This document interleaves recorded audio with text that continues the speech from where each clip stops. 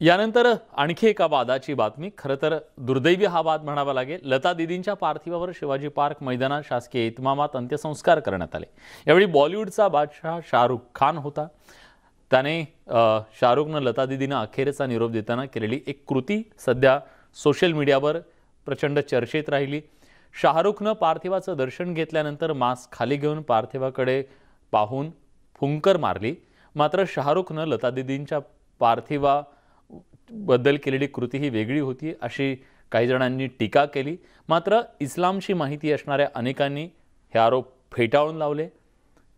इस्लामच्या नुसार प्रार्थना करताना ती फुंकर मारली जाते असं सांगितलं आणि त्याला फातिहा असं पठण म्हटलं जातं. एखाद्या व्यक्तीला अखेरचा निरोप देताना त्याच्या पार्थिवावर फुंकर मारल्यास पार्थिवासोबतच्या नकारात्मक शक्ती दूर लोटल्या जातात असा समज आहे. त्यामुळे इस्लाम प्रथेनुसार मृत व्यक्तीच्या पार्थिवावर फुंकर मारली जाते. त्यावरून नेटकऱ्यांनी मोठ्या प्रमाणात ज्या काही लोकांनी टीका करण्याचा प्रयत्न केला आणि ती कृती वेगळी होती असं सांगण्याचा प्रयत्न केला, त्या सगळ्यांचा आता खंडन होतं आहे आणि त्या गोष्टी किती चुकीच्या होत्या हे सुद्धा आता समोर येत आहे.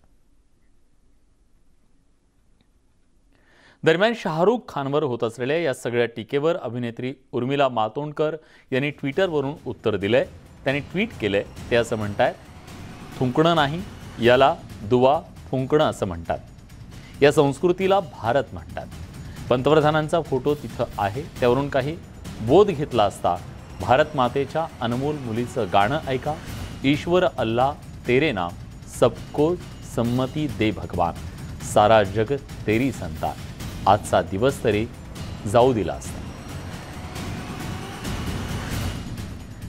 तर शाहरुखच्या त्या कृतीवरून चुकलं काय असं म्हणत अभिनेत्री दीपाली सय्यद यांनी शाहरुख खानची पाठराखण केली तर ट्रोलर्सवर सडेतोड भाष्य केलंय.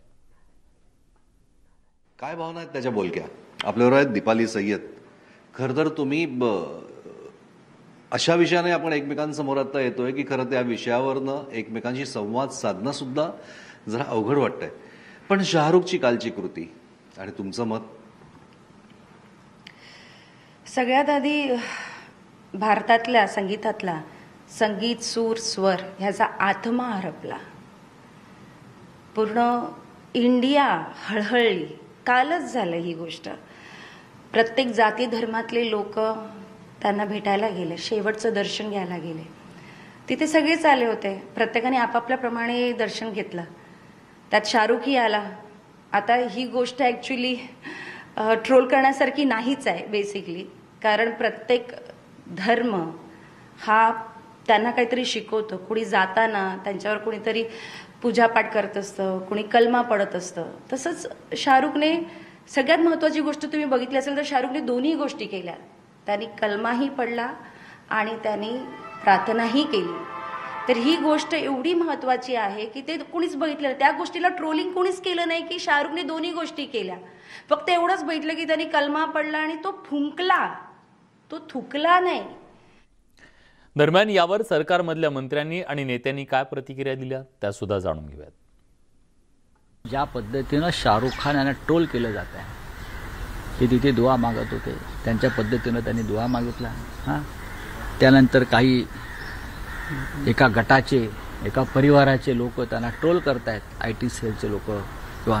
हा काय प्रकार आहे? हा नालायकपणा, बेशरमपणा आहे. तुम्ही इतक्या महान व्यक्तीच्या मृत्यूनंतर सुद्धा एखाद्या महान कलाकाराला तुम्ही ट्रोल करता, त्याची बदनामी करता. धर्म, जात, विद्वेष याच्या पलीकडे दुसरं तुम्हाला काही सुचत नाही. तुम्ही देशाची वाट लावली. प्रत्येकाच्या धर्माचे जे संकेत असतात, जे त्यांच्या विधीत लिहिलेलं असतं, त्याच्याबद्दल माहीत नसलं की मग असे गैरसमज करत असं खोटं नाटक काहीतरी घाणेरड पसरवण्याचं काम ही माकट टोळी करत असते. ह्या मरकट उड्या ते कोणावर मारतील, कधी मारतील, काही सांगता येत नाही. असं आहे की साधारण इस्लाम धर्मियांमध्ये असं म्हटलं जातं की जेव्हा तुम्ही असा हात ठेवून जेव्हा दुआ मागता किंवा दुआ करता तेव्हा नंतर असे एक पश्चिमेकडे बघून आणि म्हणजे उजवीकडे डावीकडे असं दोनदा बघून फुंकर मारायचे असते. तेच त्यांनी केलं. आपल्याला सगळ्या धर्माला स्वातंत्र्य आहे, आपल्या आपल्या धर्माप्रमाणे सगळ्यांनी वागावं, दुसऱ्याच्या धर्मावर टीका करू नये हे आमचं संविधान सांगतं. पण काही लोक मुद्दामून कोणाच्या धर्मावर टीका करून आपल्याला मोठं करायचं काम करतात, हे काही चुकीचं आहे. आखरी आता काही लोकांनी तर कॉन्ट्रॅक्टच घेतलं की दुसऱ्याच्या व्यक्तिस्वातंत्र्यावर घाला घालण्याचा, आणि त्याचाच हा परिणाम आहे.